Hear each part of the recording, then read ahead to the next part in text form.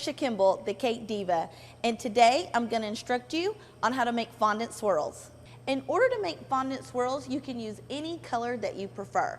I am going to use purple today. I have a small amount of purple, and I'm just going to ball it up into my hand, and then I'm going to switch, and I'm going to make the fondant elongated in between my fingers. Now, as you can see, it gets a little wompy, so I'm going to use my fondant smoother. This will allow the fondant to get thin, and it'll also make it more smooth and more even. I'm going to hold one end, and I'm just going to go back and forth, and I can make my swirl as thick or as thin as I would like. So just work that back and forth. I'm going to get my knife. I'm going to cut one end. I'm going to take this end and gently push it down to get rid of that fray.